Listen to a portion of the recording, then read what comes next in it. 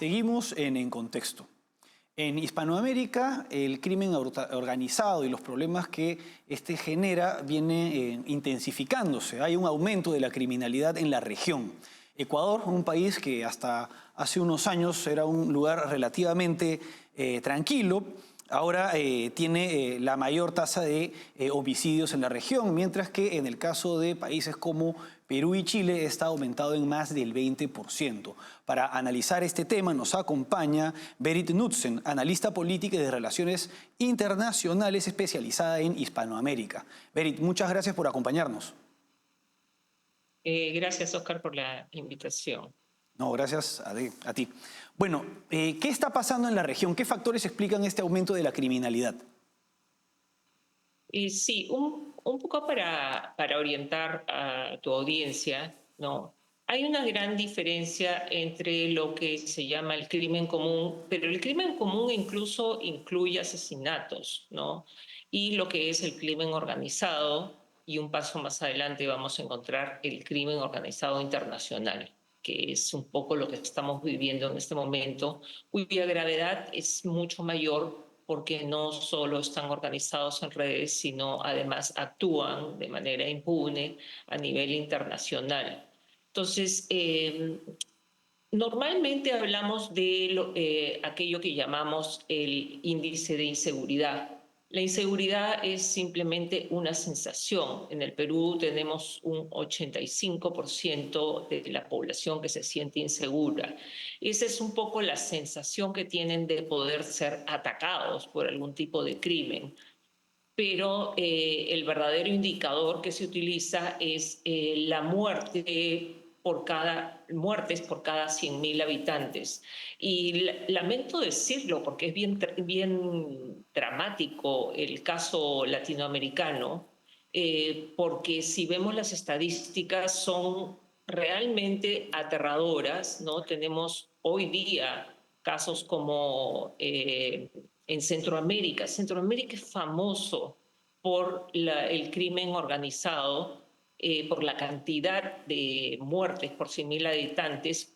Hoy día, según las últimas estadísticas en Terte en Caicos, hay 103 asesinatos por cada 100.000 habitantes. Esto es un asesinato por cada 1.000 habitantes. Son cifras realmente dramáticas que no se pueden pasar por alto.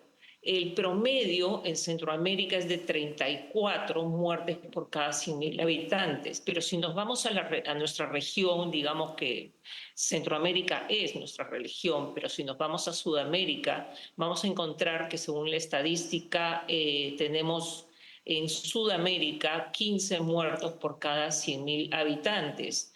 Y esta inseguridad espantosa que sentimos en el Perú es producto de una estadística que representa 6 muertes por cada 100.000 habitantes. Hay un dato interesante porque la OEA dice que 12 muertes por cada 100.000 habitantes es considerado como si fuera una pandemia. Y a pesar de que en apariencia estamos más lejos, o sea, estamos a mitad de camino de esa dramática estadística, la sensación de seguridad es muy grande. ¿Y por qué?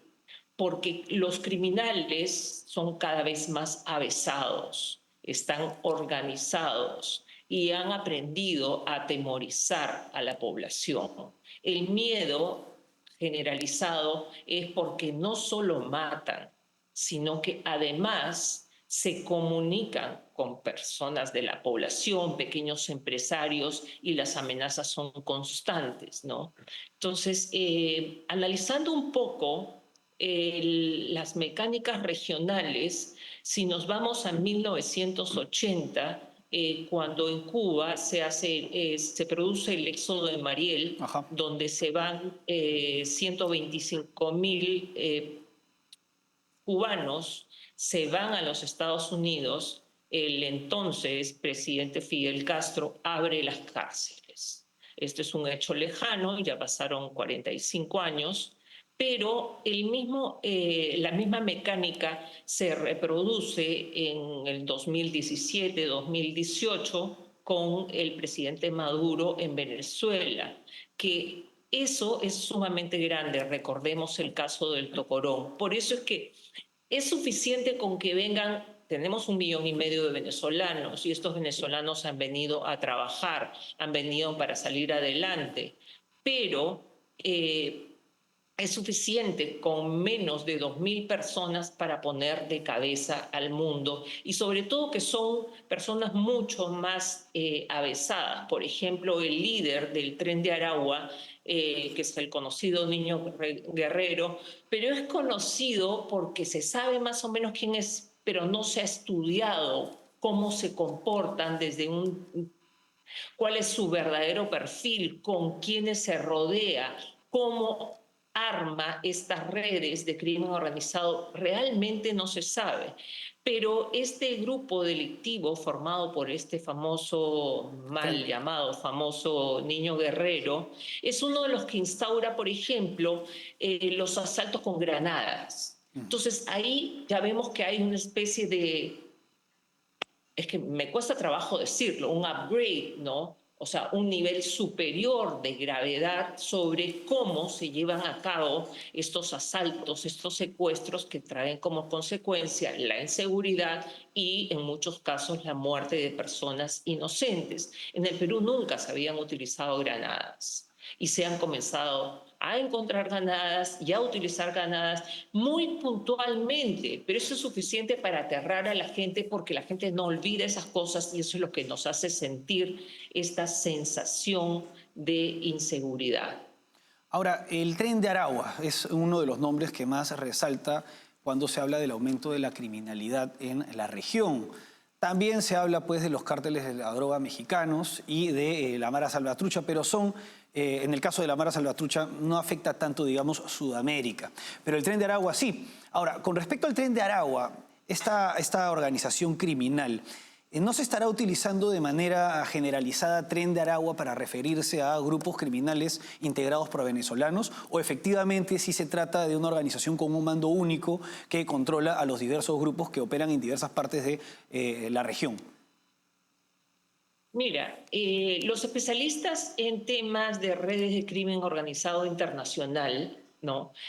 Manifiestan que este es un problema que se presenta en forma generalizada. No es una cuestión de que el Tren de Aragua trabaja solo, y recordemos el cártel de los soles en el caso de Venezuela, los cárteles de México, que tienen muchísima trayectoria, contra los cuales está tratando de luchar en este momento el presidente Trump. Pero el gran fenómeno es que todos estos grupos de crimen organizado se conectan, hablan. Recordemos el caso de la muerte de este militar, En Chile. que creo que se apellidaba Ortiz, en Chile, que parece que la orden viene desde Venezuela. Esto no es pura casualidad. Entonces, tenemos que el fenómeno, ¿no? Es un fenómeno internacional. Los cárteles conversan entre ellos, tienen un perfil bajo. Algo ha cambiado, y una de las cosas que ha cambiado es que, a diferencia de la época de Pablo Escobar, del cártel de Medellín, el cártel de Cali, donde los personajes eran famosos y vimos que Pablo Escobar llegó al Congreso, ahora no son públicos, pero sí llegan a los congresos. Y esa es una de las cosas que hay que tener en cuenta, sobre todo el Perú, a portas de estas elecciones. Ahí se corre muchísimo dinero. Hay un caso muy icónico, que es el caso de Bolivia. En el año 1935, en Bolivia, se da la guerra se da una, bueno, esto venía ya de la guerra del Chaco, ¿no? Pero los grupos de mineros se quedan sin trabajo, y a partir de ese momento tenían armamentos de la guerra del Chaco. Ellos se van al Chapare, al ya famoso Chapare, donde Evo Morales maneja todas las mafias de la droga. Y a partir de 1950, más o menos, ellos intentan ingresar al gobierno, realmente intentan llegar al Congreso, a los parlamentos, y pagaban a algunos congresistas para llegar. pero se dan cuenta que más fácil era organizar un partido político y con ese partido político presentarse directamente, cosa que logran en 1997. Pero ellos son grandes especialistas en insurgencia, entonces no solo es un grupo cocalero. Y otra de las particularidades, por ejemplo, que tiene Bolivia con el partido de Evo Morales es que, a diferencia de otros países donde el narcotráfico, porque siempre uno de los ejes principales por lo lucrativo del negocio es el narcotráfico, está dividido en diferentes grupos. En el caso de Bolivia, el partido de Evo Morales maneja el 97-96% del tráfico de cocaína de toda Bolivia. Entonces, aquí está totalmente centralizado y eso es un verdadero problema porque hoy se dice que estas mafias ya no son como antes, que buscaban guardaespaldas y eran muy famosas, ahora están ocultas, pero no solo intentan entrar a los gobiernos, sino que tienen grandes abogados. Con el dinero pueden pagar cualquier cosa, entonces tienen grandes abogados, digamos que maestrías, Claro. tienen gente sumamente Ahora, preparada. Entonces eh, vemos que este crimen organizado asociado a la corrupción es lo que tanto daño está haciendo a nuestra región. Somos una región violenta, lamento sí, decirlo. claro. Las estadísticas de América en términos de crimen, en términos de muertes por 100.000 habitantes es sumamente alta, es una de las más altas del mundo. Entonces, esto sumado a la corrupción es lo que nos hace peligrar tanto. Y el otro tema es que mientras ellos están unidos, coordinados y conversan, pero no solo conversan con grupos de crimen organizado, sino que están aliados con disidentes de grupos guerrilleros o grupos guerrilleros en sí. Pero Yagaranga me contaba que en épocas del COVID hacían capacitaciones por Zoom, por Internet, ¿no? Para enseñarles a los disidentes de Sendero Luminoso a derribar, por ejemplo, helicópteros. Entonces, ellos están organizados, ellos conversan entre ellos. El crimen organizado ya no es únicamente la cocaína, estamos hablando del oro. El oro es ahora, sumamente importante. Podemos hacer un sí. acápite solo del oro, pero tenemos trata de personas, lavado de activos, tenemos todo tipo de crimen que está enlazado, el sicariato está enlazado. Y sobre todo la Entonces, extorsión también. La extorsión es uno de los delitos que más está haciendo notar a esta clase de organizaciones, a estas organizaciones pues, criminales, entre las que destaca nuevamente el Tren de Aragua, pero que los problemas que generan grupos como este se suman a los problemas que ya generaban organizaciones criminales locales, que se ven influidas pues, por las acciones delincuenciales de estos grupos, porque cuando una organización criminal aumenta su poder y su influencia, termina traspasando las fronteras de un país e interactuando, ya sea comerciando, enfrentándose o compitiendo con grupos delincuenciales de otros países. Y eso es lo que se estaría viendo en la región, un aumento pues, de esta interacción de las organizaciones criminales a nivel regional, ¿o me equivoco? sí, pero no olvidemos nunca el ingrediente terrorismo, por favor. En el triángulo entre las fronteras de Paraguay, Argentina y Brasil desde el año 1980 están grupos de Irán que salen huyendo en la guerra que lleva el poder a los ayatolas, y en 1994 comienzan a hacer atentados terroristas en Argentina. El más Del dramático, AMIA. lamentablemente famoso, es del Lamia. Entonces ahí en esa frontera se junta terrorismo, narcotráfico, lavado de activos, trata de personas y corrupción. Entonces vemos que este crimen organizado internacional tiene una serie de componentes, y dentro de estos componentes el más preocupante es la internacionalidad que tiene viene unida a la corrupción, porque finalmente todo es corrupción, y si las autoridades están o tienen miedo, porque hay opciones, o te atemorizo o te mato, te atemorizo contra matarte, o de lo contrario, la misma corrupción hace que en todos los niveles de la cadena, porque esto es una cadena, Plata o plomo, como entonces en decía todos Pablo los Escobar. niveles, ¿perdón? Plata o plomo, como decía Pablo Escobar. Exactamente. Entonces, esto es una cadena. ¿Y cómo comienza esta cadena? Y esto fue impresionante, los artículos que se vieron, recuerdas cuando toman la cárcel del Ecuador, Sí, sí, pero una terrible. de las historias que más me impactó es que contaban cómo surgen todos estos, cómo se hacen más fuertes todos estos grupos. Entonces, los grupos ecuatorianos lo que hacen es, de alguna manera, adoptan a niños de la calle, les dan de comer, les dan de vestir, les dan ayuda psicológica y religiosa, y a partir de eso los hacen ingresar a los grupos delictivos. Imagínate un niño como acá, estos niños que en su momento consumían Terocal en el Perú, que están abandonados y de repente encuentran un hogar, pero ese hogar los prepara para la delincuencia. Y ese es el primer paso, ese es el gran problema de los estados, Ahora, es el abandono del Estado, es la desigualdad estructural que existe. ah, Entonces, ese es el primer paso de la delincuencia.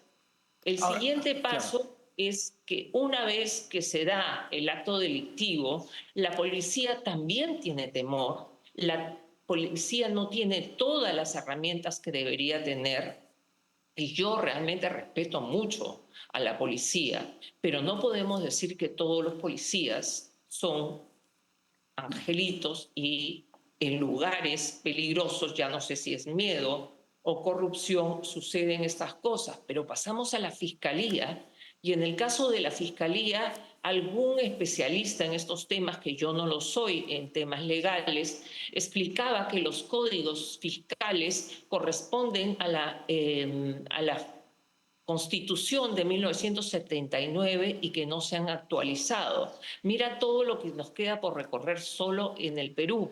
Luego vamos al Poder Judicial y vemos todas las trabas que hay, lo lentos que son los procesos, y finalmente llegamos a las cárceles que están tuburizadas con un 135% más de las personas que deberían tener. Entonces, yo creo que hay que ir un poco contra el tráfico, hay que hacer todo a la vez, ¿no? Pero hay que ir un poco contra el tráfico, porque ¿qué hacemos capturando delincuentes si no podemos, no tenemos dónde ponerlos? Pero esto, si son redes de crimen organizado internacional que van en todo tipo de delincuencias, pues lo que tenemos que tener son sistemas de inteligencia internacional, donde no es suficiente con que actuemos todos los países latinoamericanos, sino pedir ayuda a los grandes especialistas en inteligencia, como puede ser los Estados Unidos. Incluso la Mossad de Claro. Israel está muy interesada, porque recuerda que este atentado del que hablamos, de Lamia, fue contra la población judía, contra la comunidad judía. Entonces, sistemas de inteligencia de avanzada, por ejemplo, en el Eso año sería, pasado capturaron. efectivamente, eso sería esencial, más aún en un contexto en el que, como bien señalas, se da una progresiva erosión del sistema judicial, del sistema penal y un profesionalismo cada vez mayor por parte de las organizaciones criminales que, como bien ha señalado, se valen de menores de edad, aprovechando que son inimputables y que pueden perpetrar crímenes sin ser condenados como si fueran mayores de edad. En verdad, definitivamente, y a todo esto, el tema que señalas, pues, de esta zona en la que confluyen grupos terroristas, narcotráfico, incluso influencia de la República Islámica de Irán y de Hezbollah, en verdad constituye un grave peligro para la región, ante el que se requiere con urgencia servicios de inteligencia y coordinación eficientes para poder ponerles un freno y así evitar su crecimiento. Berit, ha sido un gusto tenerte con nosotros. No, muchísimas gracias a ti. Un dato final, ¿no?